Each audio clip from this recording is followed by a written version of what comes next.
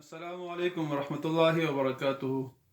کوم کورونه کې جنگ جګړې زیات وي، فساد پکې زیات وي، خفګان پکې زیات وي، ناڅاکي پکې زیاته وي، هغه لپاره یو مجرب وظیفه درته ښایم نن.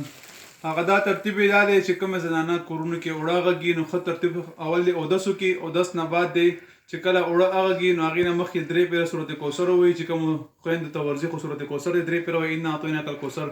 که بالفرض دا نه ورځي نو بیا ډایرکټ یا ودودو یا ودودو یا ودود دا وظیفه دې کوي او خپل اوړه دې هغږي. تر اوړو غږولو پورې دا وظیفه دې کوي چې کله اوړه واغږي نو هغې نه پس چې کله بیا روټۍ پخېږي نو روټۍ پخولو په وخت کې دې هم یا ودودو یا ودودو وایي. نو انشاءالله د دې په کور کې به خیر او برکت هم ډېر سر راځي. او کوم کور کې جنگ جګړې وي یا کوم خفګانه وي، پریشانه وي یا فسادونه وي، هغه ټول خدای پاک په محبت او په اتفاق سره بدل کړي. الله تعالی زموږ ستاسو حامي او ناصر وګرځي. دا ویډیو مخکې ملګرو سره شیر کړئ. که کوم کورونو کې جنگ جګړې وي، الله رب عزت هغې کورونو کې خیر او برکت واچوي، جنگ جګړو نه الله پاک هغې وساتي.